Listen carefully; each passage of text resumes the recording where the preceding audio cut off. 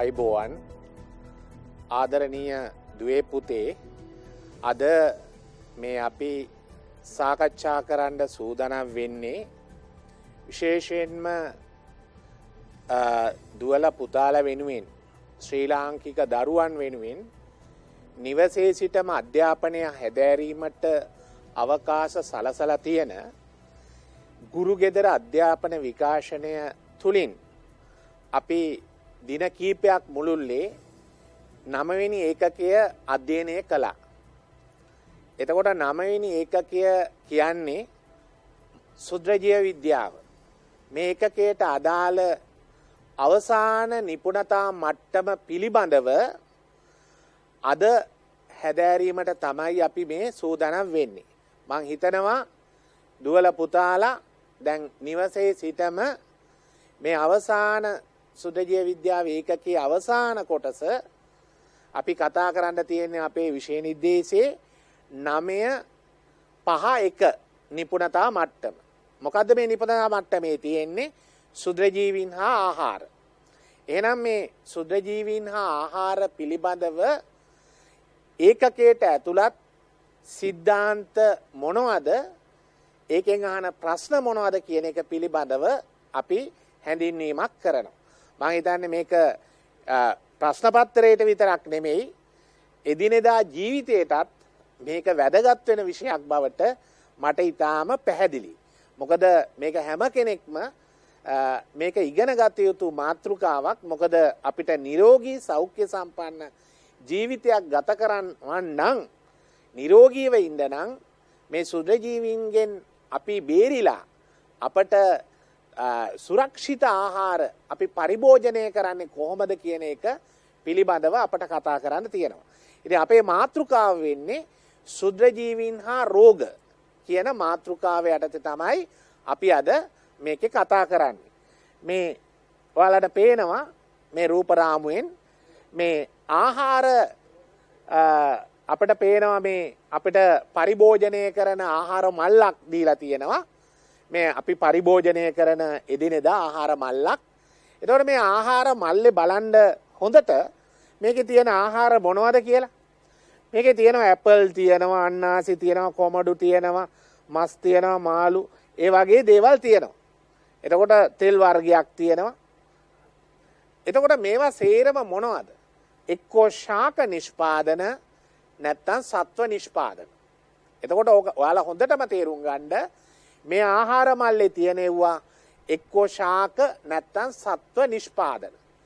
එතකොට මේ ශාක සත්ව නිෂ්පාදන තමයි අපට ආහාර විදියට මිනිසා විසරක් නෙමෙයි මේ සියලුම ජීවීන් යොදාගන්න. ඉතින් මේ ශාක සත්ව නිෂ්පාදන අපි විතරක් ආහාරයට ගන්නවා විතරක් නෙමෙයි සතුනුත් ඒ වගේම ශුද්ධ ජීවීන් අපි පරිසරයේ ඉන්න දිලීර බැක්ටීරියා වැනි ශුද්ධ ජීවීනොත් ආහාරයට ගන්නේ මෙන්න මේ ශාකමය හා සත්වමය ද්‍රව්‍ය.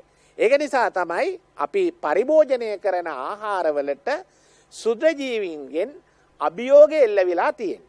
එහෙමනම් මේ මාතෘකාවේදී අපි මේ ශුද්ධ ජීවීන් හා ආහාර යටතේ මතක තියාගත යුතු කාරණයක් තමයි අපි කතා කරන්නේ මොනවද? පළවෙනි දේ තමයි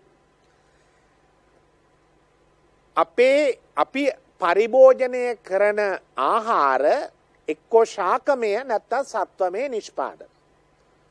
එතකොට පරිසරයේ හැම තැනම සුද්ධ ජීවීන් ඉන්නවා වගේම අපේ ආහාරවලත් සුද්ධ ජීවීන් ඉන්නවා.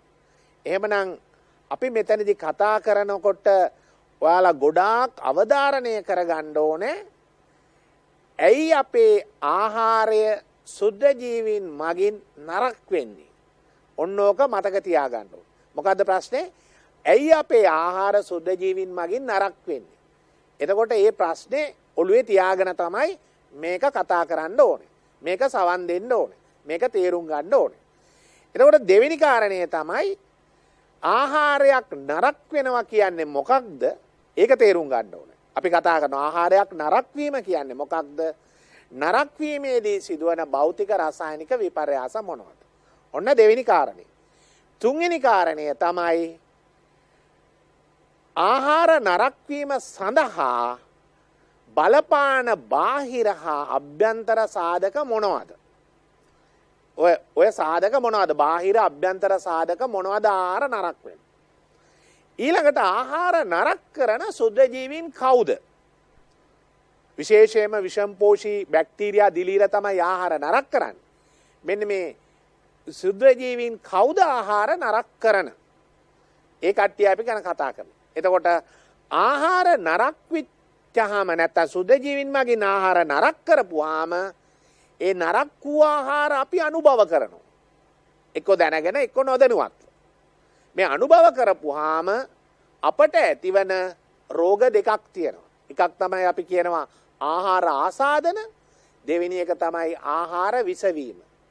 එහෙනම් මේ ආහාර ආසාදන හා ආහාර විසවීම පිළිබඳව අපි කතා කරනවා. මෙන්න මේ මාතෘකා කීපය යටතේ තමයි අපි මෙන්න මේ කාලය තුල අපි අධ්‍යයනය කරන්නේ. දැන් අපි බලමු මේකේ මේ තියෙන නිපුණතා මට්ටම මම සඳහන් කරපු 951 දූෂිත ආහාර මගින් වැළඳෙන රෝග නිවාරණය කරන්නේ කොහොමද? එතකොට දූෂිත ආහාර මගින් වැළඳෙන රෝග නිවාරණය කරන්නේ කොහොමද කියන එක ඉගෙනුම් ඵලයේ යටතේ තියෙනවා. සුද්ධජීවීන් මගින් ආහාර පහසුවෙන් නරක වන්නේ කෙසේද? දැන් ඔයාලා මොහොතක් කල්පනා කරන්න. සුද්ධජීවීන් මගින් ආහාර පහසුවෙන් නරක වෙන්නේ මොකද? දැන් මෙතන තියෙනවා ආහාර. අපි එදිනෙදා පරිභෝජනය කරන ආහාර තියෙනවා බලන්න. ඉස්සෝ ඉන්නවා. ඉස්සෝ තියෙනවා. ඒ වගේම අර බනිස් වර්ග, සොසේජස් එහෙම දාපු බනිස් වර්ග තියෙනවා. තව බිස්කට් වර්ග, ඒ වගේ ආහාර තියෙනවා, මස් තියෙනවා. ඒ වගේ විවිධ ආහාර ප්‍රභවයන් තියෙනවා. දැන් අපේ ප්‍රශ්නය අපි මේ ආහාර වේලක් මේ තියෙන ආහාර මේ මේසේ ඇරලා තියෙනවා. අපි එක්තරා කාලයක් මෙන්න මේ ඉස්සෝ ටික හදලා මේ විදියට පාන් හදලා සෑන්ඩ්විච් හදලා බනිස් හදලා අපි තියනවා. තියලා ටික වෙලාවක් අපි යම් කිසි කාලයක් ගිහිල්ලා බැලුවොත්, පැය කීපයක් ගිහිල්ලා බැලුවොත් මේ ආහාර නරක වෙලා. දැන් මගේ ප්‍රශ්නේ මේකයි. දැන් මගේ අතේ තියෙනවා මේ එක්තරා ප්ලාස්ටික් උපකරණයක්. මේ තියෙන්නේ උපකරණය. මේක නරක වෙන්නේ නැහැ කොච්චර වෙලා තිබ්බත්. මේක මං ගිය සතියේත් පාවිච්චි කළා. එතකොට මේක අද වෙනකොට මේක නරක වෙලා නැහැ. මේ ප්ලාස්ටික් උපකරණේ නරක වෙලා නැහැ. නමුත් මම ආහාර වේලක් අපි අපේ නිවසේ අපි තිබ්බොත් පැය කීපයක් පරිසරයට නිරාවරණය කරලා සුද්ධජීවීන් මගින් පහසුවෙන් නරක වෙනවා. අපේ ප්‍රශ්නේ යන්නේ ඒකයි. සුද්ධජීවීන් මගින් ආහාර පහසුවෙන් නරක වන්නේ ඇයි? මේක බලන්න. දැන් මේ කියන්නේ මොකක්ද? දැන් හොඳට දුවලා පුතාලා තේරුම් ගන්න ඕනේ. මිනිසාගේ පරිභෝජනය සඳහා තියෙන ආහාර අර මං කලින් කිව්වා වගේ ශාක සත්ව සම්භවයකින් යුක්තයි. පේනවනේ. උදාහරණ තමයි ධාන්‍ය, එළවලු, මස්, මාළු, තව තියෙනවා බිත්තර. ඒවා සේරම ශාක නැත්තම් සත්ව සම්භවය. පෘථුවියේ සෑම පරිසර නිකේතනයකමත් මෙන්ම ශාක සත්ව සම්භවයකින් යුක්ත ආහාරවලත් සුද්ධජීවීන් වාසය කරනවා. ඔයාලට පේනවා මේ ආහාර තියෙනවා. අර පෘථුවියේ හැම තැනම ජීවීන් ඉන්නවනේ. අපි මීට කලින් පාඩම් වල කතා කළානේ. මීට කලින් පාඩමේදී මං කිව්වා පසේ සුද්ධජීවීන් ඉන්නවා. වතුරේ සුද්ධජීවීන් ඉන්නවා. වාතයේ සුද්ධජීවීන් ඉන්නවා. ඉතින් පරිසරයේ හැම තැනම සුද්ධජීවීන් ඉන්නවා වගේම අද මම කතා කරන මාතෘකාව මොකක්ද? ආහාර. එහෙනම් මෙන්න මේ ආහාරවලත් සුද්ධජීවීන් ඉන්නවා කියන එක ඔයාලා මතක තියාගන්න ඕනේ. එතකොට අපි බලමු එතකොට පරිසරයේ හැමතැනම සුද්ධජීවීන් ඉන්නවා වගේම අපි පරිභෝජනය කරන ආහාරවලත් සුද්ධජීවීන් ඉන්නවා. එහෙමනම් බලන්න මේ අණු ආහාරවල ස්වභාවික සුද්ධජීවි ගහණයන් අඩංගු වන අතර ආහාර හැසිරවීමේදීත් ආහාර සැකසුම් ක්‍රියාවලියේදීත් ඒවා ස්වභාවික සුද්ධජීවීන්ගෙන් දූෂණය වෙනවා. එතකොට දැන් කල්පනා කරන්න ආහාරවල ස්වභාවික සුද්ධජීවි ගහණයන් ඉන්නවා. ආහාර සැකසීමේ ක්‍රියාවලියේදීත් ඒවා සුද්ධජීවීන්ගෙන් දූෂණය වෙනවා. දැන් ඔයාලට මම පෙන්වන්නම්. දැන් කවුරු හරි කිව්වොත් මෙහෙම ආහාරවල සුද්ධජීවීන් ඉන්නවද? ඔව්. ස්වභාවිකව සුද්ධජීවීන් ඉන්නවා. මාළු කෑල්ලක් ගන්න. මස්වල සුද්ධජීවීන් ඉන්නවා. ඉන්න පුළුවන්. හැබැයි ආහාර හැසිරවීමේදී මොකද්ද මේ ආහාර හැසිරවීමේදී ආහාර පිළියෙල කරනකොට ඒ ස්වභාවික සුද්ධ ජීවීන් මගින් මේවා දූෂණය වෙනවා. දැන් අපි කල්පනා කරමු මෙහෙම. දැන් මම මේ පොඩි රූප රාමුවකින් මේක පෙන්වන්නම්. දැන් මෙන්න බලන්න.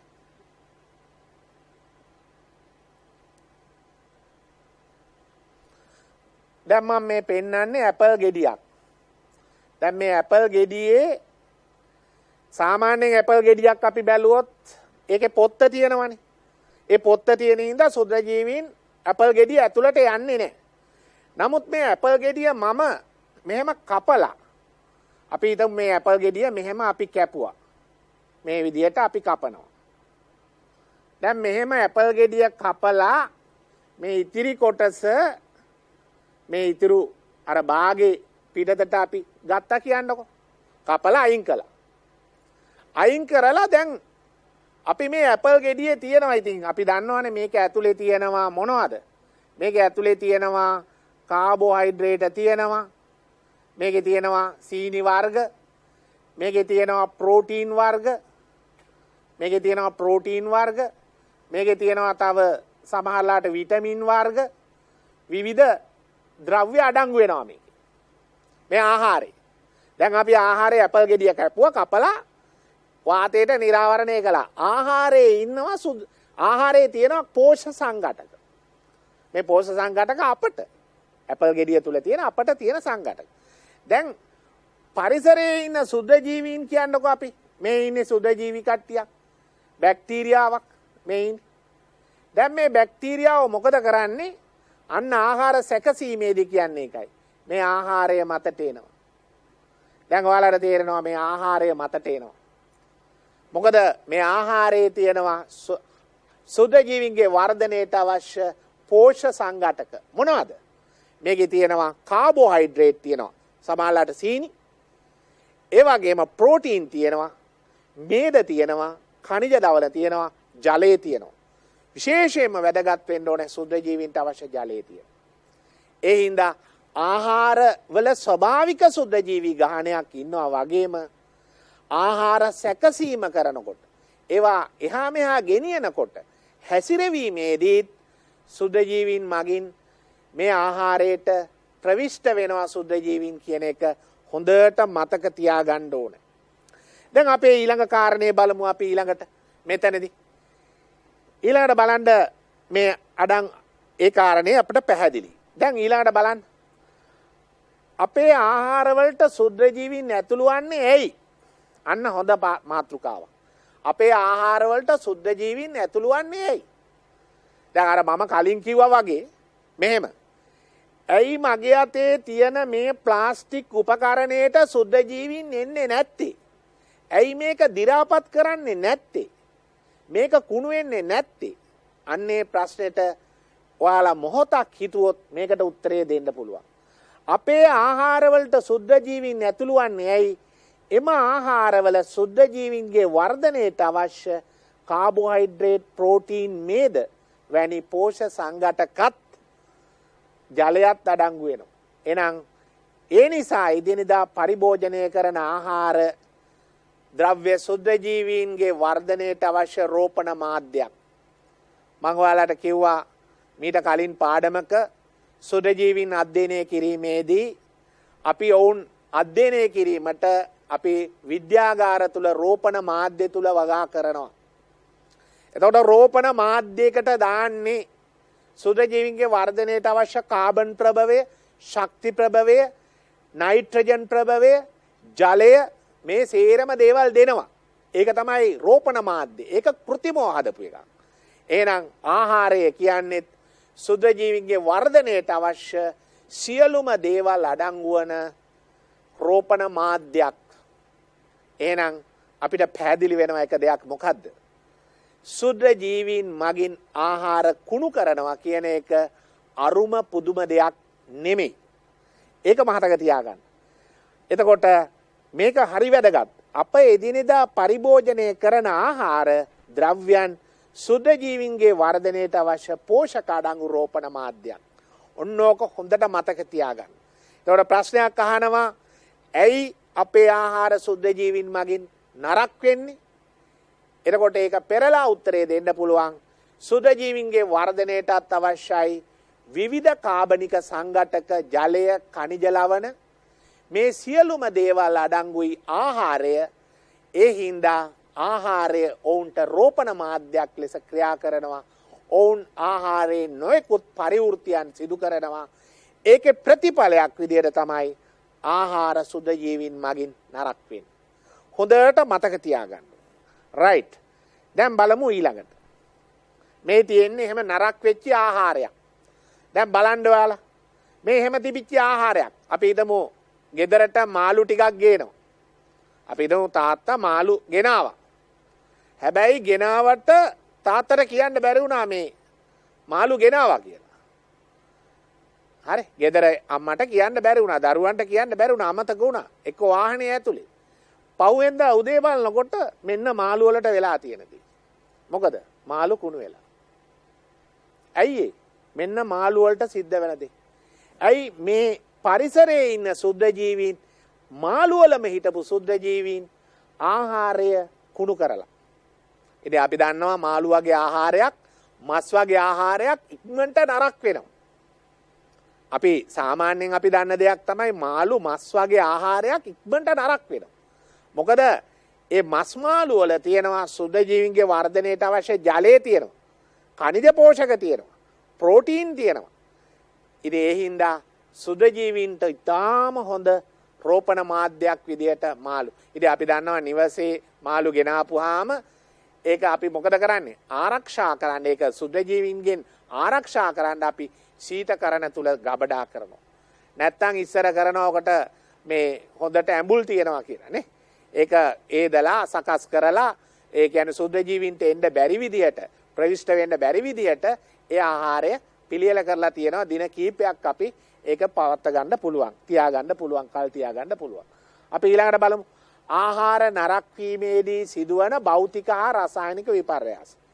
දැන් මම ඔයාලට කිව්වා මේ පාඩම ආරම්භයේදීම ඇයි අපේ ආහාර සුද්ධ ජීවීන් මගින් නරක වෙන්නේ? ඒක ගැන කතා කළා. ඒක පැහැදිලි. ඊළඟට අපේ තියෙන කාරණේ තමයි අපි දන්නවා ආහාරයට සුද්ධ ජීවීන් එනවා. ඔවුන්ගේ පරිවෘත්තියට අවශ්‍ය සියලුම සංඝටක ආහාරවල තියෙනවා. ඔවුන් පරිවෘත්තිය දක්වනවා. ඒකේ ප්‍රතිඵලයක් විදිහට අපට ලැබෙනවා මෙන්න මේ දේ. ආහාර නරක වීමේදී සිදුවන භෞතික රසායනික විපර්යාස.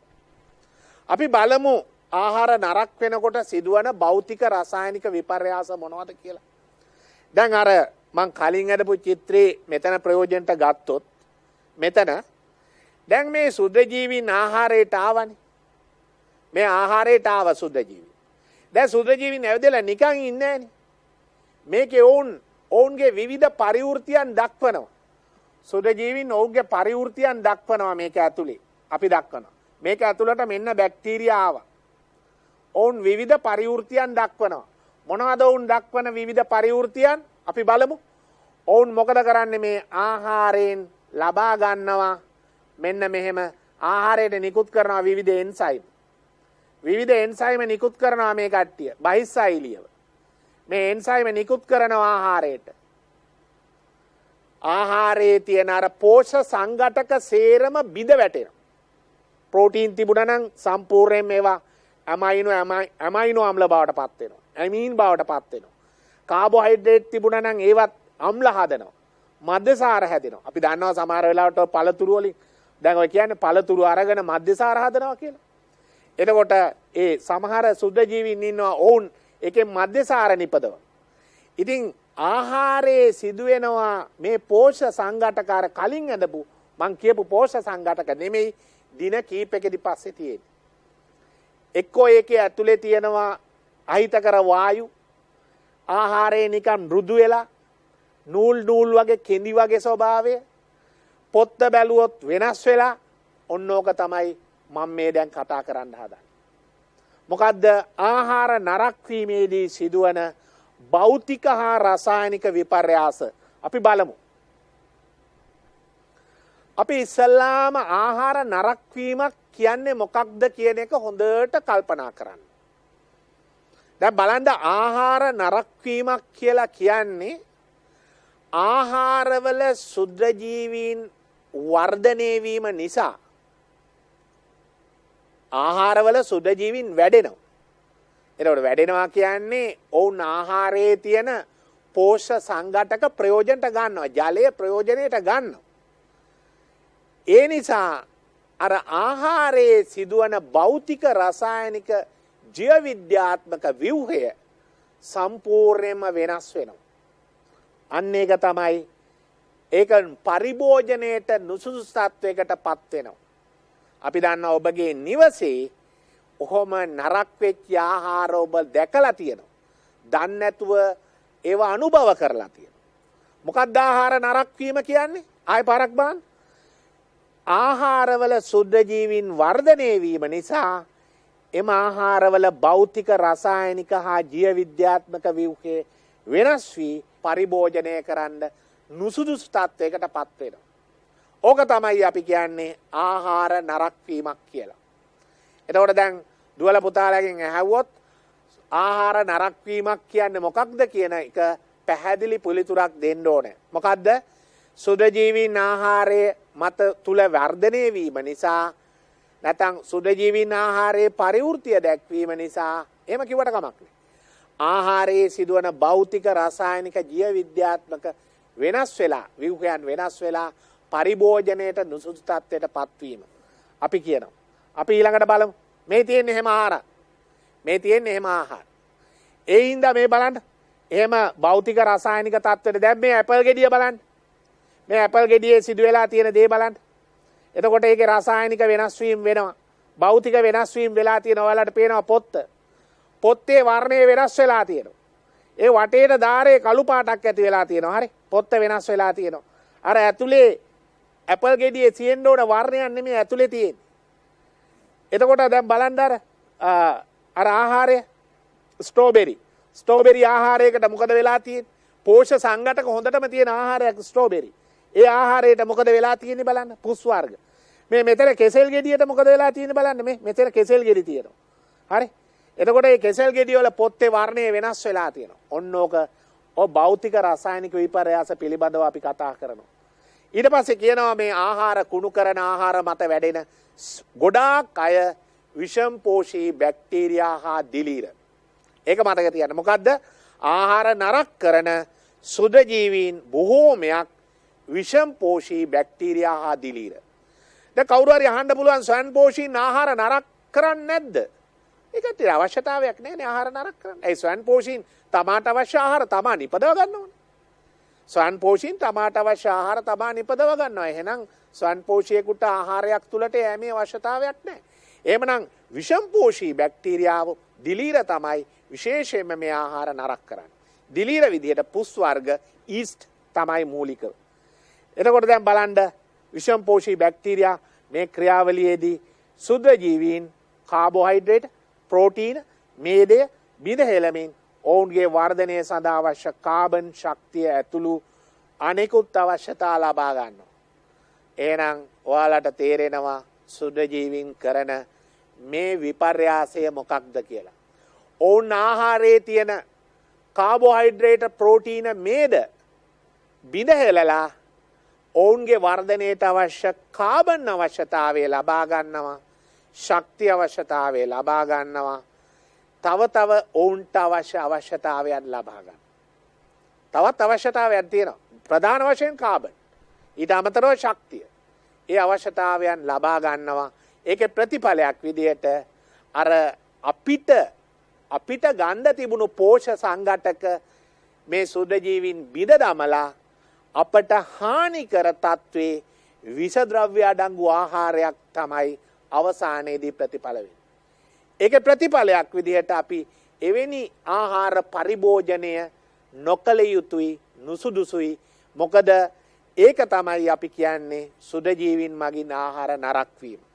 එතකොට ඒක අපි කිව්වා මුලදී සුද්ධජීවීන් ආහාරවල වර්ධනය වීම නිසා ආහාරයේ භෞතික රසායනික ජීව විද්‍යාත්මක ව්‍යුහය වෙනස් වෙලා පරිභෝජනයට නුසුසුසු තත්යකට පත් වෙනවා නම් ඒක තමයි ආහාර නරක වීම. දැන් බලන්න එතනදී කරන දේ තමයි මේ තියෙන්නේ. ඔවුන්ගේ වර්ධනයට අවශ්‍ය අවශ්‍යතා ලබා ගන්නවා ආහාරය. මේ තියෙන්නේ පාන් ආහාරයක් මතට පැමිණි දිලීර පුස්. අපි දන්නවා පාන් පුස් කනවා කියලා. අපි කියන්නේ සාමාන්‍ය විවහාරයේ එදිනෙදා විවහාරයේ පාන් පුස් කනවා. ඔව්. පාන් පෙත්තක් චුට්ටක් තෙත් කරලා වාතයට නිරාවරණය කරලා දවසක් තියන්න. ඔයාලට මෙන්න මෙහෙම දකින්න තියෙනවා. ඊට අමතරව අත්කාචයක් අරගෙන බැලුවොත් කළු පාට ඩොට් තියෙනවා. ඒ මොනවද? ඔවුන්ගේ බීජාණු දිලීරවල බීජාණුත් හදලා බීජාණු දානිත් හදලා ජලයේ වතුර මගින් තෙත් කරලා පාන් කෑල්ලක් තියලා දින දෙකක් තියන්න මේ තත්ත්වය ඔයාලට හොඳින් නිරීක්ෂණය කරන්න පුළුවන්.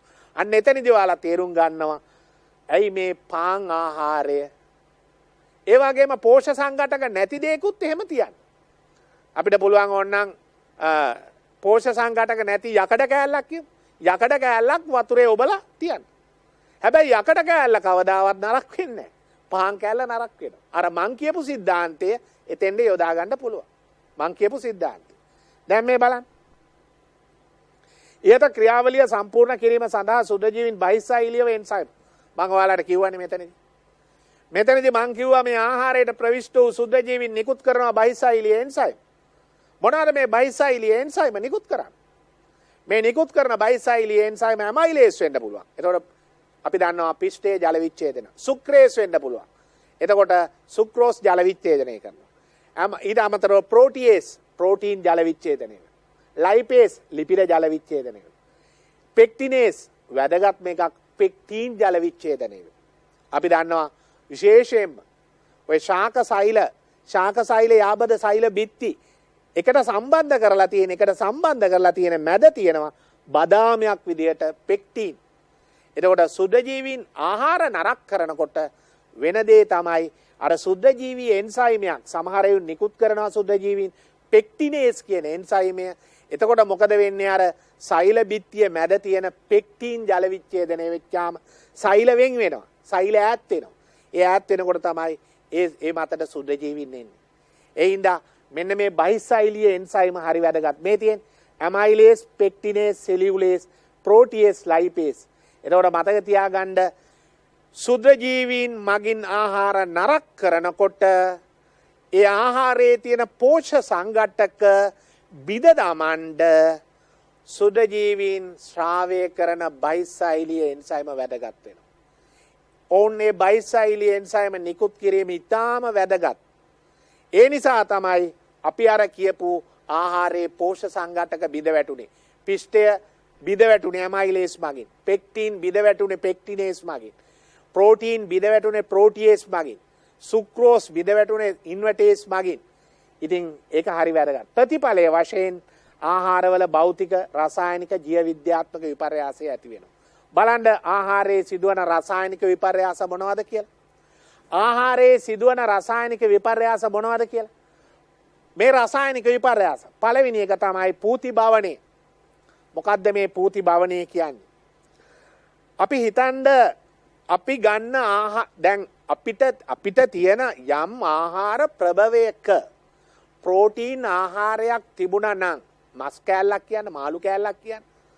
අපිට ප්‍රෝටීන් ප්‍රභවයේ තිබුණා නම් මොකද කරන්නේ? අර බැක්ටීරියා මගින් නිකුත් කරන විශේෂයෙන් ඒ වතුර ගොඩක් තියෙන ආහාර තෙත් කරන්නේ කවුරු මගින්ද? බැක්ටීරියා මගින්. බැක්ටීරියා මගින් තෙත් කරන්නේ. ඒ කියන්නේ කුණු කරන්නේ. නැත්නම් ඒක හානි කරන්නේ.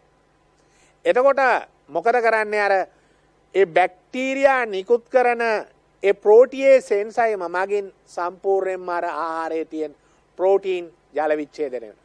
එතකොට ඔයාලට තේරෙනවා ප්‍රෝටීන් ජල විච්ඡේදනය වුණාම ඇමයිනෝ අම්ල හැදෙනවා. ඒ ඇමයිනෝ අම්ල වල MH2 කාණ්ඩය ඇමයින් හරණයට ලක් වෙනවා. ඇමීන ඇමෝනියා බවට පත් වෙනවා. ඊට පස්සේ හයිඩ්‍රජන් සල්ෆයිඩ් වැනි වායු හැදෙනවා.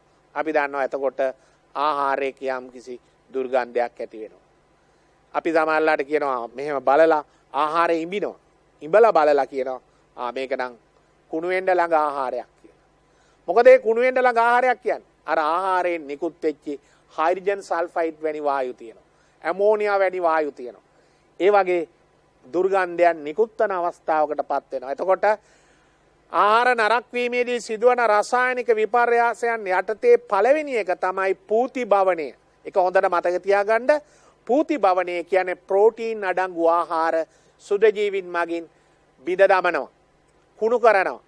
එතනදී ඕන් නිකුත් කරන ප්‍රෝටියේස් එන්සයිම නැත්නම් ප්‍රෝටියොලිටික් එන්සයිම ඒ සඳහා දායක වෙනවා. එතකොට මෙන්න ප්‍රෝටීන් ආහාරවලට වෙන දේ. එතකොට ඔයාලා කල්පනා කරන්න මොහොතක් හිතන්න ප්‍රෝටීන් අඩංගු ආහාර ඔබගේ නිවසේ තියෙනවා. මස් කෑල්ලක් මාළු කෑල්ලකට වෙන දේ තමයි මේ ඇඳලා තියෙන්නේ. අර කිරි වීදුරුවක් තියෙනවා. ඔයාලට තේරෙනවා කිරි වීදුරුවක් ප්‍රෝටීන් අඩංගුයි. ඕකට එනවා ජිලීර වර්ග, ඊස්ට් වර්ග, බැක්ටීරියා විශේෂයෙන් බැක්ටීරියා. බැක්ටීරියා මොකද කරන්නේ? නිකුත් කරන ප්‍රෝටියොලිටික් එන්සයිම නැත්නම් ප්‍රෝටියේස් එන්සයිම මගින් ප්‍රෝටීන ඇමයිනෝ අම්ල බවටත් ඒ ඇමයිනෝ අම්ල වල NH2 කාණ්ඩය අයින් කරපුවාම ඇමීන බවටත් ඇමෝනියාත් හයිඩ්‍රජන් සල්ෆයිඩුත් මෙන්න මේ තත්ත්වයට තමයි අපි කියන්නේ අනේ ආහාරයේ කුණු වෙනවා. කුණු වෙච්ච ආහාරයක් අපට යම් කිසි දුර්ගන්ධයක් නිකුත් වෙනවා කියලා. ඒක තමයි ඒ තත්ත්වය. ඊළඟට පැසීම. මොකද්ද මේ පැසීම කියන්නේ? කෙනෙක් පැසීම කිව්වහම ඒක බොහෝ වෙලාවට නිර්වායු තත්ත්වයක් වෙන්නත් පුළුවන්. ඒක නිර්වායු තත්ත්වයක් වෙන්නත් පුළුවන්. ඒක ස්වායු තත්ත්වයක් වෙන්නත් පුළුවන්. පැසීම කියන්නේ බොහෝ වෙලාවට මේ අපේ ආහාර ප්‍රභවය අපි ගන්න ආහාර ප්‍රභවය කාබෝහයිඩ්‍රේට නම් අපේ ආහාර ප්‍රභවය කාබෝහයිඩ්‍රේට නම් ඒ කාබෝහයිඩ්‍රේටයට ඇතුළු වන සුද්ධජීවීන් හිතන්න. ඒකට ඇතුළු වෙනවා සුද්ධජීවී. ඕන් නිකුත් කරනවා කාබෝහයිඩ්‍රේටේ අපි තියෙන පිෂ්ඨය කියමු. ඒකේ තියෙන පිෂ්ඨය. අර සුද්ධජීවීන් නිකුත් කරන ඇමයිලේස් එන්සයිමේ මගින් පිෂ්ඨයේ ජල විච්ඡේදනය වෙනවා මොනවා හෝ ඩයිසැකරයිඩ් එකට. ඒක මෝල්ටෝස් වෙන්න පුළුවන්. ඒක සුක්‍රෝස් වෙන්න පුළුවන්. එවැනි ඩයිසැකරයිඩ් එකටපත් වුනහම සමහර සුද්ධජීවීන් ඉන්නවා විශේෂයෙන්ම ඔය ඊස්ට් මාදිලි. ඒ නිකුත් කරන ඉන්වර්ටේස් එන්සයිම මගින් ඒක බිඳ දමනවා මෙන්න මේ විදිහට. අපි බලන්න. මේ විදිහට. අපි ඒකට ඉර කියනවා සැකරොලිටික සුද්ධජීවීන් කියලා. ඔය සැකරොලිටික සුද්ධජීවීන් අර කාබෝහයිඩ්‍රේට අම්ල මධ්‍යසාර වායු බවට පත් වෙනවා. අම්ල මධ්‍යසාර වායු බවට පත් වෙනවා. මේ සැකරොලිටික සුද්ධජීවීන් බොහෝ වෙලාවට මධ්‍යසාර නිපදවීම සඳහා භාවිතා කරනවා. එතකොට දැන් කිසියම් ධාන්‍ය වර්ගයක් අර ඇමයිලේස් එන්සයිම හදන සුද්ධජීවීන් දාලා ඒක ඩයිසැකරයිඩ් සුක්‍රෝස් බවට පත් කළා නම් ඒ සුක්‍රෝස් මාධ්‍ය මත සැකරොලිටික සුද්ධජීවීන් ක්‍රියා කළා නම් ඒකෙන් හැදෙන්නේ ඉස්සල්ලාම මධ්‍යසාර සහ කාබන් ඩයොක්සයිඩ්. දැන් බොහෝ වෙලාවට ඔය ධාන්‍ය වර්ග අරගෙන මධ්‍යසාර නිපදවනවා. මේ තාක්ෂණය තමයි ගන්න. ඊට පස්සේ මධ්‍යසාර ස්වායු තත්ත්වය යටතේ ක්‍රියා කළොත් ඇසිටික් අම්ලයේ වැනි අම්ල හදන්න පුළුවන්. ඉතින් අපි දන්නවා සමහර කාබෝහයිඩ්‍රේට් ආහාර සුද්ධජීවීන් මගින් කුණු වුණාම අපිට ඇඹුල් රහක් එනවා. සමහරලාට ඇඹුල් රහක් එනවා. සමහරලාට අපිට අප්පිරිය ගතියක්, අප්‍රසන්න ගතියක් තියෙනවා. ඒකට හේතුව තමයි එක්කෝ මධ්‍යසාර එකතු වෙලා තියෙනවා, නැත්නම් අම්ල එකතු වෙලා තියෙනවා, නැත්නම් ඕන් නිකුත් කරපු වායු අඩංගු වෙනවා. ඒක තමයි එතකොට අපි පැසීම කියලා කියන්නේ. එතකොට දැන් දන්නවා රසායනික විපර්යාසවල දෙවෙනි කාරණේ. එතකොට රසායනික විපර්යාස පළවෙනි එක තමයි පූති භවණය. මොකද්ද? ප්‍රෝටීන් අඩංගු ආහාර කුණුවන ආකාරය. දැන් පැසීම කාබෝහයිඩ්‍රේට් අඩංගු ආහාර. අපි බලමු ලිපිඩ වගේ ආහාරයක්. ලිපිඩ වගේ ආහාරයකට සිදුවන දේ තමයි මේ තියෙන්නේ. දැන් ලිපිඩ අඩංගු ආහාරයක් කිව්වහම ඔයාලා කල්පනා කරයි මොනවද මේ ලිපිඩ තියෙන ආහාර අපිට තියෙන්නේ අනුභව කරන්න. ලිපිඩ තියෙන ආහාර අපට අනුභව කරන්න මොනවද තියෙන්නේ? සීමිතයි තමයි. නමුත් ලිපිඩ අඩංගු ආහාර අපි තියෙනවා අපේ ආහාර වට්ටෝරුවේ තියෙනවා. අපේ ආහාර ලැස්තුවේ තියෙනවා ලිපිඩ. උදාහරණයක් පොල් තෙල්. පොල් තෙල් කියන ආහාරය ශාකමය නිෂ්පාදනය. මෙන්න මේ ආහාරයට එන්න පුළුවන් සුදජීවීන් කොටසක් ඉන්නවා. ඒ ලිපිඩ කියන පොල් තෙල් කියන ආහාරයට එන්න පුළුවන් සුදජීවීන් කොටසක් ඉන්නවා. අපි ඒකට කියනවා ලිපොලිටික සුදජීවීන් කියලා. කවුද ඒ කට්ටියට කියන්නේ? ලිපොලිටික සුදජීවීන්.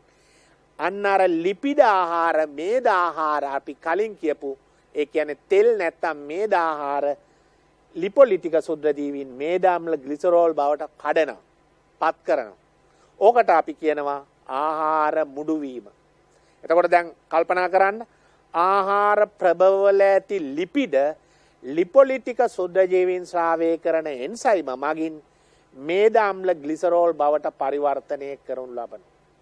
එතකොට දුවලට පුතාලට තේරෙනවා අපි මේ කතා කරපු ප්‍රධානම රසායනික විපර්යාස 3 මොනවද කියලා.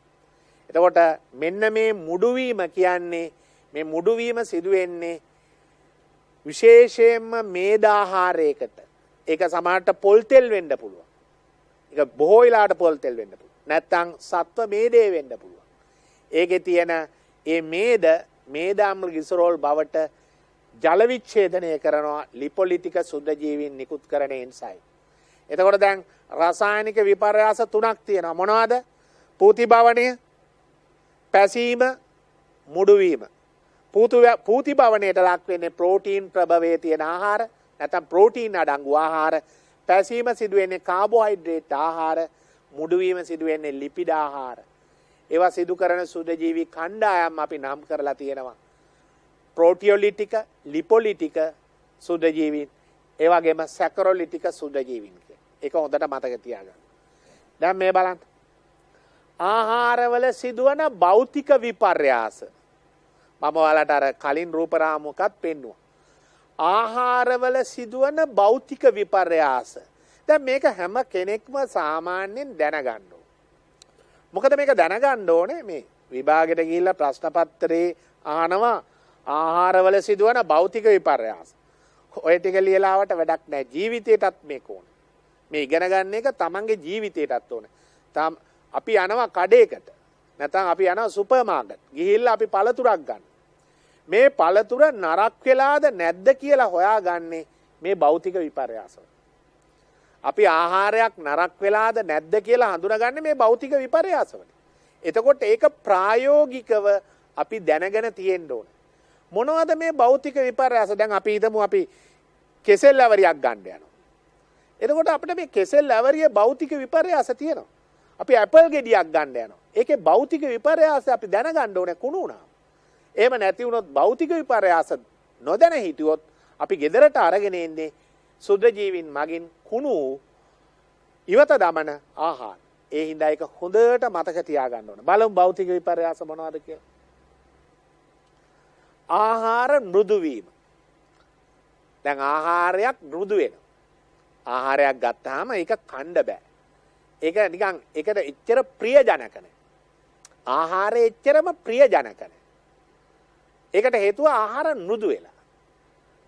මෘදු වීම. ඔන්නෝක භෞතික විපර්යාසයක්. හොඳට මතක තියාගන්න. එතකොට භෞතික විපර්යාසය මොකද්ද? ආහාර මෘදු වීම. ඒ කියන්නේ ඒක කෙනෙකුට පරිභෝජනය සඳහා ප්‍රියජනක නැහැ. ඒක හොඳට මතක තියාගන්න. වර්ණී භවණය. ඔයාලට මං කලින් රූප රාමුක පෙන්නුවා ඇපල් ගෙඩියක, කෙසෙල් ගෙඩියක. වර්ණී භවණේ වර්ණය වෙනස් වෙනවා. එතකොට ඒකේ පිටත ආවරණය, පිටත ආවරණයේ පොත්තේ වර්ණය වෙනස් වෙනවා නම් ඒක වර්ණී භවණය. අන්න ඒක භෞතික විපර්යාසයක්. සෙවල හා මැලියම් සෑදීම. ඒක බොහෝ වෙලාවට පොලිසැකරයිඩ්. සෙවල හා මැලියම් සෑදීම. මොකද සමහර සුද්ධජීවීන් පරිවෘතියේදී හදනවා පොලිසැකරයිඩමය ද්‍රව්‍ය. පරිවෘතියේදී හදනවා පොලිසැකරයිඩමය ද්‍රව්‍ය. මෙන්න මේ පොලිසැකරයිඩමය ද්‍රව්‍ය නිකන් බැලුවොත් එහෙම නිකන් මෙහෙම කරලා ඇලෙනවා. නිකන් ඇලෙනවා. ඒක මැලියම් නැත්තම් සෙවල. එතකොට දැන් අපි ආහාරයක් අපි කියමුකෝ අපි දැන් මොනවා හරි අපි හිතමු ගස් ලැබු ගෙඩියක් කියලා. ඒ ගස් ලැබු ගෙඩියේ වටේට තියෙන ආවරණය ඩැමේජ් වෙලා. එතනින් සුද්ධජීවීන් ඇතුළට ගිහිල්ලා. සුද්ධජීවීන් මේ ගස් ලැබු ආහාරයේ තියෙන සීනි බිඳ දමලා. මේකේ දැන් සීනි බිඳ දමලා. දැන් මේක ඇතුලේ බලපුවාම නිකන් ගස් ලැබු ගෙඩිය නිකන් සෙවල ගතියක් තියෙනවා. නිකන් කනකොට නිකන් දිවේ පැටලෙනවා. දිවේ ඇලෙනවා. එතකොට අපට තේරෙනවා මෙන්න මේක කුණු වෙච්ච ආහාරයක් කියලා. එහෙනම් අපි අනුභව කරන්න කලින් අපට ආහාරය අපි පිළියෙල කරනකොට ඒක කපනකොට ඒක අනුභව කරන්න කලින් අපි පිළියෙල කරගන්නකොට සකස් කරගන්නකොට අපට මේ දේ හොඳට තේරුම් ගන්න පුළුවන්. ආහාරයේ සෙවල තියෙනවා නම් මැලියම් වගේ දේවල් තියෙනවා. ඒ වගේම විෂ එකතු වීම. කොහොමද විෂ එකතු වෙන්නේ? අපි කියවනේ මේ ආහාරයකට සුද්ධජීවීන් එනවා කියලා. මේ සුද්ධජීවීන් එනවා. එතකොට මේ ආහාරයට එන සුද්ධජීවීන් සමහර වෙලාවට මෙහෙම දෙයක් කරනවා. දැන් මේ ආහාරයට එන සමහර සුද්ධජීවීන් මෙහෙම අර බයිසයිලිය එන්සයිම නිකුත් කරනවා කියලානේ මම කලින් කිව්වේ. සමහරක් අය මෙන්න මේ වගේ දෙයක් කරනවා. මෙහෙම. ඔවුන් පරිවෘත්තියේදී විෂ හදනවා. මෙහෙම විෂ නිකුත් කරනවා මෙහෙම. මෙන්න මම විෂ. මෙන්න මේ වගේ විෂ හදනවා. පරිවෘත්තියේදී මේ අය විෂ හදනවා. ඔන්නෝක විෂ. අපි ඒවට කියනවා විෂ කියලා. එතකොට සමහර සුද්ධජීවීන් ආහාරයට ආපුවම බයිසයිලි එන්සයිම නිකුත් කරලා ආහාරයේ තියෙන පෝෂක සංඝටක බිඳෙන ගමන් භෞතික විපර්යාසයක් කරනවා. මොකද්ද? ඔවුන් හදනවා විෂ. එතකොට අපි මොකද කරන්නේ? ඒ විෂ කියන දේ දන්නේ නැති හින්දා අපි ආහාර අනුභව කරනවා. ඊළඟට වරුවක් විතර ගියාට පස්සේ අපි රෝගී වෙනවා. රෝහල්ගත වෙනවා. අන්න ඒක තමයි ආහාර විෂ වීම කියන්නේ. විෂ එකතු වීමත් භෞතික විපර්යාසය. ඊළඟට නූල් වැනි ස්වභාවයකට පත්වීම. නූල් වැනි ස්වභාවයකට පත්වීම එහෙම නැත්නම් වයනේ වෙනස් වෙනවා. ආහාරයේ මෙහෙම බලපුවාම නිකන් කෙඳි. ඇතුලේ නිකන් නූල් බෝලයක් පැටලිලා වගේ. ආහාරයේ දෙකට වෙන් කරපුවාම මෙහෙම ආහාරයේ දෙකට වෙන් කරපුවාම නූල් බෝලයක් වගේ. නූල් කෙඳි වගේ තියෙනවා. හරි. ඔය අනෝද වගේ ආහාරවල මම බොහෝ වෙලාවට මම දැකලා තියෙනවා අනෝද වගේ ආහාරයක් සුද්ධජීවීන් මගෙන් කුණු වුණාම ඇතුලේ තියෙනවා නිකන් ඒ අනෝද ගෙඩිය දෙකට පළපුවාම කෙඳි වගේ නූල් වගේ ස්වභාවයක්. අන්න ඒ වගේ ස්වභාවයක් තියෙනවා. මම මේක රූපරාම වලින් බලමු මේක පෙන්වන්න පුළුවන්ද කියලා. මේ තියෙන්නේ. ඔයාලට තේරෙනවා මේ ආහාරයක් මේ සුද්ධජීවීන් මගින් නරක් වුණාම සිදුවන භෞතික විපර්යාසයක්. දැන් මේ බලන්න. මේ ඇපල් ගෙඩියක් කපලා තියෙන්නේ. ඇපල් ගෙඩිය මොකද වෙලා තියෙන්නේ ඇතුල් පැත්ත? ඒ ඇතුල් පැත්තේ එක පැත්තකින් සුද්ධජීවීන් බිඳ දමලා රසායනික විපර්යාසයන් වෙලා ඕකේ සමහරලාට තිබුණේ ප්‍රෝටීන නම් ඕකේ එක වායු වර්ග හැදිලා එක ප්‍රෝටීන් බිඳ වැටීමෙන් හැදෙන අහිතකර රසායනික ද්‍රව්‍ය හැදිලා වර්ණය වෙනස් වෙලා හරි මේ අනිත් ආහාරය. එතකොට ඔය වගේ දේවල් තමයි සිදුවන භෞතික විපර්යාස. අර තියෙන නූල් අර මම පෙන්눔 කරුවේ. ඒ කියන්නේ ආහාර නරක් වීමේදී සිදුවන භෞතික විපර්යාසයක් යටතේ මම කිව්වා සමහර ආහාරවල කෙඳි නැත්තම් නූල් වගේ ස්වරූපයක් තියෙනවා. එහෙමනම් ඔයාලා තේරුම් ගන්න ඕනේ ආහාර නරක් වීමේදී සිදුවන භෞතික රසායනික විපර්යාස මොනවද කියලා. දැන් ආයේ පාරක් දුවලා පුතාලා මෙනෙහි කරගන්න මොනවද රසායනික විපර්යාස තුනක් කතා කළා. එක පූතිභවනය, දෙක පැසීම, තුන මුඩුවීම. එතකොට ඔය ටික තමයි අපි කිව්වේ රසායනික විපර්යාස. ඊළඟ භෞතික විපර්යාස වලදී මම කිව්වා ආහාරයේ වර්ණය වෙනස් වුණා. ඒ කියන්නේ ඒකේ වර්ණයේ තියෙන ස්වභාවය වෙනස් වුණා. ඒ වගේම ආහාරය මෘදු වුණා. ඒ වගේම ආහාරයේ නූල් වැනි ස්වභාවයක් ආවා. එවැනි වෙනස් වීම සිදු වෙනවා ආහාර කුණු වෙනකොට. එතකොට ජීව විද්‍යාත්මක ව්‍යුහයත් වෙනස් වෙනවා. ඉතින් මේක පරිභෝජනයේ නුසුදුසු තත්යකට පත් වෙනවා. ඊළඟට මේ ආහාර නරක් වීම කෙරෙහි බලපාන බාහිර සාධක පිළිබඳව මම කතා කරන්නේ. බලමු බාහිර සාධක කියන්නේ ආහාර සුද්ධජීවීන් යන දෙකොටසම බලපාන පරිසර සාධක. එතකොට මේ බාහිර සාධක කියලා කියන්නේ ආහාරයකට හා සුද්ධජීවීන් යන දෙකොටසම බලපාන පරිසර සාධක. මේක හරි වැදගත්. මොකද ආහාර නරක් වෙන්නේ. දැන් බලන්න ආහාර නරක් වීම කෙරෙහි බලපාන බාහිර අභ්‍යන්තර සාධක. එතන බාහිර සාධක කියන එක ඔයාලා මතක තියාගන්න ඕනේ. සුද්ධජීවීන් හා ආහාර දෙකට සම බලපාන පරිසර සාධක. වැදගත් මේක තමයි ගබඩා කිරීමේ උෂ්ණත්වය. දැන් අපි යම් ආහාරයක් ගබඩා කරලා තියෙන උෂ්ණත්වයේ වැදගත් ආහාරය සුද්ධජීවීන්ගෙන් ආරක්ෂා කරලා තියාගන්න. මොකද සුද්ධජීවීන්ගේ ක්‍රියාකාරීත්වයට පුළුල් උෂ්ණත්ව පරාසයක් බලපාන. ඔවුන්ගේ ක්‍රියාකාරීත්වයට පුළුල් උෂ්ණත්ව පරාසයක් බලපාන. ඒක පුළුල් උෂ්ණත්වයක්. ඒක පහළ උෂ්ණත්වයක ඉඳන් ඉතා ඉහළ උෂ්ණත්වයක් දක්වා පරාසයක් වෙනවා. ඉතින් සමහර වෙලාවට අපි දන්න දෙයක් තමයි ඉතා අඩු උෂ්ණත්ව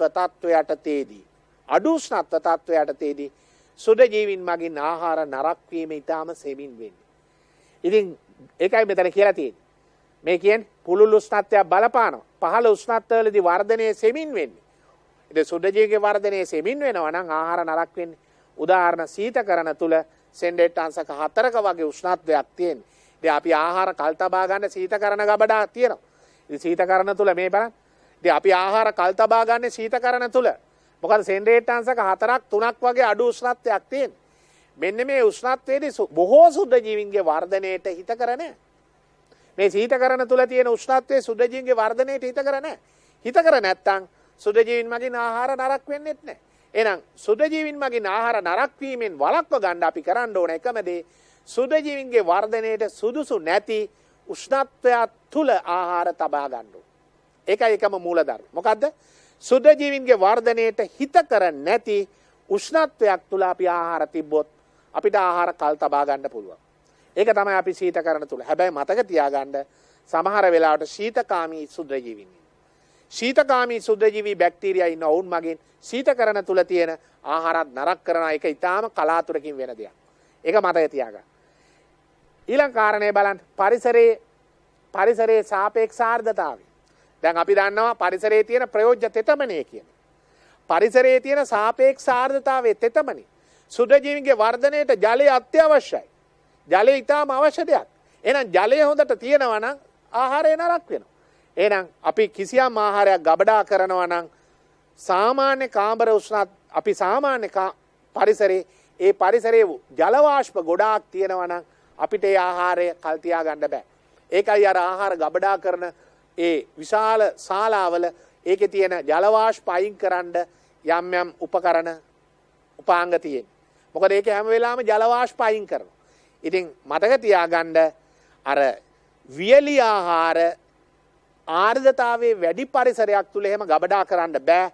කළොත් මොකද වෙන්නේ? ආහාරයේ මතට ජල වාෂ්ප උරාගෙන සුද්ධජීවීන් මගින් ඒවා කුණු වෙනවා. ගබඩා කරන පරිසරය මේ අය කියන තියෙන අඩු තෙතමනයක් ඇති ආහාර සාපේක්ෂ ආර්ද්‍රතාවයේ වැඩි පරිසරවල ගබඩා නොකළ යුතුයි. ඒ කියන්නේ අපි දන්නවා ආහාර ගබඩා කරන ස්ථානවල හැම වෙලාවෙම වාතයේ තියෙන ජල වාෂ්ප අයින් කරනවා නිතරම. ඒ අයින් කරන්නේ ජල වාෂ්ප ප්‍රමාණය අඩු කරන්න සුද්ධජීවීන් මගින් සිදුවන හානිය වළක්වන්න. ඊළඟට මේ එවැනි පරිසරයක අපි දන්නවා අපේ සුපර් මාකට් අපි වල දැකලා ඇති සුපර් මාකට් වල පුළුවන් තරම් ඒ පරිසරයේ ජල වාෂ්ප අයින් කරලා තියෙන්නේ. ඒ හින්දා තමයි ඒව තියෙන ආහාර දීර්ඝ කාලයක් දින කීපයක් නරක නොවි තියාගන්න පුළුවන්. රයිට්. ඊළඟට පරිසරයේ වායු වල පැවැත්ම. මේ වායු වල පැවැත්ම කියන්නේ සුද්ධජීවීන්ගේ ක්‍රියාකාරීත්වයට අවශ්‍ය වායු තියෙනවා නම් ඒවා නරක වෙනවා. සමහරලාට හොඳට ඔක්සිජන් තියෙනවා නම් අර ස්වායු බැක්ටීරියා මගින් ඕවා නරක වෙන්න පුළුවන්. ගබඩා කරන පරිසරයේ තියෙන වායු සාන්ද්‍රණයත් බලපාන. ඒ කියන්නේ සුද්ධජීවීන්ගේ වර්ධනයට අවශ්‍ය බාහිර සාධක තියෙනවා නම් සුද්ධජීවීන්ගේ වර්ධනයට අවශ්‍ය උෂ්ණත්වයේ තියෙනවා නම් තෙතමනයේ තියෙනවා නම් ජල වාෂ්ප තියෙනවා නම් සුද්ධජීවීන් වර්ධනය වෙනවා කියන්නේ සුද්ධජීවීන් මගින් ආහාර කුණු වෙනවා. එහෙනම් අපි ආහාර කල් තබා ගන්න නම් අපි කල යුත්තේ එවැනි තත්ත්ව ඇති නොවි තියා ගන්න ඕනේ. ඒක හොඳට මතක තියා ගන්න ඕනේ. ඊළඟට pH අගය. මේ ආහාර නරක වීම කෙරෙහි බලපාන සාධකයක් pH අගය. මේ pH පරාසය අපි සඳහන් කරලා තියෙනවා. එක ආහාරවල තියෙන pH අගයන් අපි දක්වලා තියෙනවා. ඉතින් සාමාන්‍ය pH අගයේ උදාසීන මට්ටම යටතේ ආහාර මේක අපි විශේෂයෙන්ම ඒක තියා ගන්න ඕන. හරි. ඒක මතක පෝෂක ප්‍රමාණය. ආහාරයේ පෝෂක හොඳට මම ඒ කලින් කිව්වා. පෝෂක ගොඩාක් තියෙනවා නම් ජලය හොඳටම තියෙනවා නම් ඉක්මනට නරක වෙනවා. ඉතින් ඒ වගේ ආහාර අපි කිරි මස් මාළු වැඩි කල් තියා ගන්න බෑ. අපි ඉක්මනට පරිභෝජනය කරන්න ඕන. ඒ වගේ ආහාර සුද්ධජීවීන් මගින් ඉක්මනට නරක වෙනවා. ඒක හොඳට මතකද. ඒ වගේම ජීව විද්‍යාත්මක ව්‍යුහය. ඒ ජීව විද්‍යාත්මක ව්‍යුහය කියන්නේ ආහාරවල පවතින ස්වභාවික ආවරණය මේකත් බලපානවා ආහාර නරක වීම. ඊළඟට මිනිසාට ආහාර මගින් මිනිසාට වැළඳෙන රෝග. එතකොට විශේෂයෙන්ම බොහොමයක් බැක්ටීරියා දිලීර මගින් නැති කරන රෝග. එතකොට මේ තියෙන්නේ ආහාර මගින් මිනිසාට වැළඳෙන රෝග. ඔයාලට මතක ඇති උණ සන්නිපාතයේ සැල්මොනෙල්ලා ටයිපි, අතිසාරයේ ශිගෙල්ලා, කොලරාව, විබ්‍රියෝ කොලරේ ආහාර විෂවීම, ස්ටැපයිලොකොකස් අවුරියස්, ඒ වගේම බොටියුලිනියාව, ක්ලොස්ට්‍රීඩියම් බොටුලිනම්, එවන ඇෆොලොටොක්සික්, ඒ වගේ අය මේ ආහාර විෂයෙන් බලපානවා. මේ ආහාර මගින් ඇතිවන ආසාදන කරනවා. මේ අවසානයේදී ඇස්පර්ජිලස්ලා ඒක දිලීරයක් ආහාර නරක කරනවා. දැන් මේ පිළිබඳව වැඩි විස්තර රූප රාමුවක් සඳහන් වෙනවා. මේ තියෙන්නේ එවැනි ආසාදන ඇති වූ තත්ත්ව සෞඛ්‍ය කෙරෙහි ඇති කරන අවසාන මේ බලපෑම සෞඛ්‍ය කෙරෙහි ඇති කරන බලපෑම බැලුවොත් මෙන්න මේක. එතකොට ඇතැම් සුද්ධජීවීන් ආහාර තුල ජීවත් වෙන විවිධ මම ඔයාලට කිව්වා සුද්ධජීවීන් ආහාර මත ජීවත් වෙමින් ආකාර දෙකකින් අපේ සෞඛ්‍යයට බලපානවා. මෙන්න එකක් තමයි ආහාර විෂ වීම. මොකද සුද්ධජීවීන් හදන විෂ අපට ශරීරගත වෙලා අපි රෝගී වෙනවා. මොකද්ද? සුද්ධජීවීන් හදන විෂ මම අර කලින් කිව්වා මේ සුද්ධජීවීන් හදන විෂ මේ ආහාරය අඩංගු වෙනවා. මේක අපි පරිභෝජනය කළොත් අනුභව කළොත් අපිට ආහාර විෂ වීම ඇති වෙනවා. ඒ ආහාර විෂ ඇතිවීම සිදු කරන සුද්ධජීවීන් ඉන්නවා. ආහාර විෂ කරන සුද්ධජීවී ප්‍රධානම එක්කෙනෙක් තමයි ක්ලොස්ට්‍රීඩියම් බොටුලිනම්. ඒක මතකයේ තියන්න ක්ලොස්ට්‍රීඩියම් බොටුලිනම් බොටුලිනියාව කියන සුද්ධජීවී විෂ ඇති කරනවා. ආහාර ආසාදනය කියන්නේ මේ විෂ නෙමෙයි. දැන් අපි හිතමුකෝ මෙතන විෂ නෙමෙයි. අපි මෙතන ගත්තොත් එහෙම මෙන්න මේ විෂ නැතුව මේ සුද්ධජීවීන් අපි හිතමු. මෙන්න මේ සුද්ධජීවීන් ඉන්නවනේ. මේ සුද්ධජීවීන් අඩංගු ආහාර අපි අනුභව කරනවා. විෂ නෙමෙයි. එතන බලාපොරොත්තු වෙන්නේ. අර සුද්ධජීවීන් අඩංගු ආහාර අපි අනුභව කළොත් අපිට ආහාර ආසාදනය වෙනවා. එහෙම තමයි උණ සන්නිපාතයේ කොලරාව, අතිසාරය වගේ රෝග. බලමු ඒක. මේ බලන්න. මේ තියෙන එක සඳහන් වෙලා. සුද්ධජීවීන් මගින් නරක වීමට ලක් වූ ආහාර පරිභෝජනයේට රෝගී විය හැකි එවන සුද්ධ ගුණණය වීමේදී සුද්ධජීවී සංඛ්‍යාවද වැඩි කරමින් විෂ රසායනික ද්‍රව්‍ය නිපදවනවා. අධික ලෙස දූෂිත වූ ආහාර ගන්නා කෙනෙකු සුද්ධජීවී සෛල විශාල සංඛ්‍යාවක්ද විෂ රසායනික ද්‍රව්‍යද අධිග්‍රහණය කිරීමෙන් රෝගී තත්ත්වයට පත් වෙන්න පුළුවන්. එවැනි රෝග දෙකක් තමයි මම මේ පැහැදිලි කළේ. එකක් තමයි ආහාර මගින් නැතිවන ආසාදන. ඒ ආහාර මගින් නැතිවන ආසාදන කියන එක මම කලින් පැහැදිලි කළා. ඒ අපි ගන්න ආහාරේ සුද්ධජීවීන් අපට ආහාර ඔස්සේ ශරීරගත වෙලා අපට කොලරාව හදනවා නම්, පාචනය හදනවා නම්, උණ සන්නිපාතය හදනවා නම් ඒක තමයි ආසාදන. ඒක මේ තියෙන්නේ. ඒ ආහාර ආසාදන හදන සුද්ධජීවීන් උණ සන්නිපාතය හදනවා වල මතක තියාගන්න සැල්මොනෙල්ලා ටයිපි, අතිසාරය හදනවා චිගෙල්ලා, කොලරාව හදනවා විබ්‍රියෝ. මේ ආහාර ආසාදන. ඊළඟට ආහාර විෂවීම. මොකද්ද මං ආහාර විෂවීම කියන්නේ? ආහාරවල සුද්ධජීවීන් වර්ධනය වීම නිසා ඕන් නිපදවන විෂ ආහාරය අඩංගු වෙනවා. එවැනි ආහාර අනුභව කරපුවාම අපට ආහාර විෂ වෙනවා. එවැනි විෂ ආහාර අනුභව කරපුවාම අපට ඇතිවන මෙන්න රෝගී තත්ත්ව. ආහාර විෂවීම කරනවා ස්ටැපයිලොකොකස් අවුරියස්. මේ බලන්න ආහාර විෂවීම කරන කෙනෙක්. එයා බැක්ටීරියාවක්. ඊළඟට බොටියුලිනියා, ක්ලොස්ට්‍රීඩියම් බොටුලිනම්, ඒ වගේම ඇෆොලොටොක්සින්, මේ ඇස්පර්ජිලස් කියන දිලීරය. එතකොට මේ තුන් දෙනාම ආහාර විෂවීම කරනවා. ඒ විතරක් නෙමෙයි. අපි කතා කළේ බැක්ටීරියා ආහාර විෂ කරනවා, දිලීර ආහාර විෂ කරනවා. නමුත් දැන් වෙනකොට හොයාගෙන තියෙනවා සමහර වෛරස වර්ගත් ආහාර විෂ කරනවා. ඉතින් ඒ හින්දා අපිට වැදගත්ම දේ තමයි විශේෂයෙන්ම මතක තියාගන්න ඕනේ. අපි කතා කළා මේ පාඩමේදී මේ අපේ අවසාන පාඩම. අපි දන්නවා ගුරු ගෙදර අධ්‍යාපන විකාශනය කියන්නේ මේ ශ්‍රී ලංකාවේ දුවල පුතාලා වෙනුවෙන් නිවසේ සිටම අධ්‍යාපනය හදාරන්න තියෙන පහසුකමක්. නිවසේ සිටම අධ්‍යාපනය හදාරන්න තියෙන පහසුකමක්. එතකොට මේකෙන් උපරිම ප්‍රයෝජනය ගන්න ඕන.